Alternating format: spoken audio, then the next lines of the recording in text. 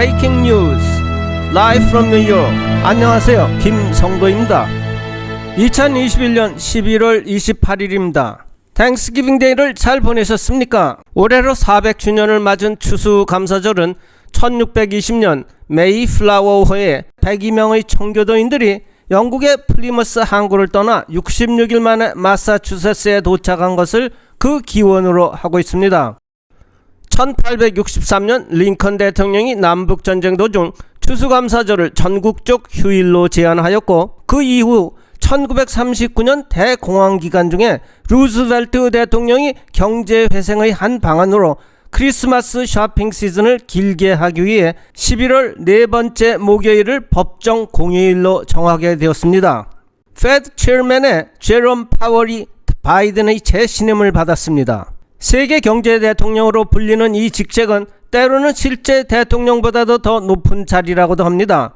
바이든은 새로운 부대, 새로운 술이라는 자신의 인물 선임 대신 트럼프에 의해 임명되었던 제롬을 연임시키면서 그 이유를 인플레이션 파이터로서의 스테빌리티와 인디펜던스라고 밝혔습니다. 동시에 가버너로서 7년간 재직해왔던 레일 브레이나드를 바이스 체어로 진급시켰습니다. 월스트리트 저널은 이에 대해 상당히 시니컬한 평을 내놓았습니다. 증권시장의 즉각적인 환영에도 불구하고 이 두 사람은 인플레이션의 장본인들이며, 또한 트랜지터리라는 오진에 대한 책임을 져야 하는 최고 관리라는 것이 그 하나이며, 또한 브레이나드의 바이스 체에 오른 인사 배경이 민주당의 엘리자베스 워런의 정치적 힘의 산물이라는 것이 또 다른 하나입니다. 그러나 정작 문제는 인플레이션에 대한 우려가 세계적으로 점증하고 있다는 것이며, 이런 시점에 스테빌리티에 방점을 찍은 것은 인플레이션 대책에 커다란 변화가 없다는 점을 시사하는 것으로, 향후의 폴리티컬 컨시퀀스는 전적으로 바이든의 책임이라고 평했습니다. 인플레이션에 대한 폴 크루그만과 레리 서머스 두 교수들의 상반된 공방이 계속되는 가운데, 미국의 가솔린 가격이 작년 대비 60% 상승했다는 보고서가 나오자 이에 대한 긴급 공동대책으로 영국, 중국 및 한국을 비롯한 몇몇 국가들이 전략 비축 원유를 동시에 풀기로 결정하였습니다. 늦게나마 오펙도 증산의 뜻을 비추자 원유값이 하루아침에 급격히 떨어지고 있는데, 소비자의 가스펌프에는 언제쯤이나 반영될까요? 흑인 죄수 한 사람이 물경 42년이 넘는 복역 끝에 무죄로 판명되어 석방되었습니다. 그의 평생 소원 중에 하나는 어머니 무덤을 찾아가는 것이었고, 다른 하나는 바다를 보고 싶었다는 것이었습니다. 위스콘신주에서 17살의 백인 소년이 AK-15 자동 소총으로 흑인 두 사람을 죽였으나 정당방위라는 판결로 무죄 석방되었습니다. 팍스뉴스에서 이 소년을 영웅으로 치하한 데 이어 트럼프의 초청을 받아 플로리다까지 방문하자 이제는 공화당 의원들이 서로 앞을 다퉈가며 인턴십을 제공하는 등 자유수호를 한 공로로 의회 훈장까지 수여하자는 안이 나왔습니다. 살인이냐 셀프 디펜스냐의 판단이 흑백 인종 차별이었느냐 아니냐는 공방은 이제 거리로 나와 지속되는 가운데, 며칠 사이에 조지아주에서 3명의 백인이 1명의 흑인을 죽인 또 다른 사건의 재판이 열렸습니다. 배심원이 11명의 백인에 흑인은 단 1명만으로 구성되면서 명백한 레이시얼 디스크리미네이션이라는 주장이 나왔습니다. 그럼에도 불구하고 무죄가 예상되었던 백인들 살해자 모두에게 유죄 판결이 내리면서 검사의 신념이 높게 평가되었고, 이와 함께 미국에 아직 정의가 살아있다는 신라 같은 희망을 보여주었습니다. 미국의 민주주의가 후퇴하고 있다는 보고서가 나오고 있고, 오토리테리아니즘의 발흥이 심각한 수준에 이르렀다는 우려를 지울 수 없는 가운데, 2017년 버지니아 찰럿빌에서의 Unite the Right로 불리는 구구 내셔널리스트의 시위가 인종 분규, 종교 및 도덕에 관한 법률 위반이라는 배심원의 결정에 따라 2,500만 불을 지불하라는 판결이 나왔습니다.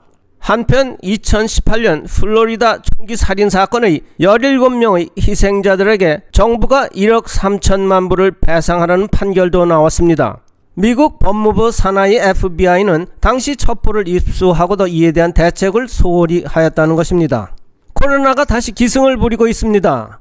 오스트리아에서 박신 제도를 국민적 의무로 채택하면서 박신을 강제하는 최초의 국가가 되었고, 이에 대한 저항이 여러 나라로 퍼져나가면서 거세지고 있는 가운데 남아공화국에서 새로운 델타 변이가 발견되면서 유럽 내의 영국, 독일, 이탈리아 등지에 또다시 식당 및 여행을 규제하면서 경제가 움츠러들고 있으며 미국의 다우존스 지수는 무려 1000포인트나 떨어졌습니다. 미국도 뒤늦게나마 아프리카 8개국으로부터 오고 가는 일체 여행 규제에 나섰습니다. 프랑스와 영국이 연일 충돌하고 있습니다. 27명의 불법 이민자가 영국 해안의 시체로 발견되면서 영국 총리는 프랑스의 국경에 대한 감독 소홀을 비난하였습니다.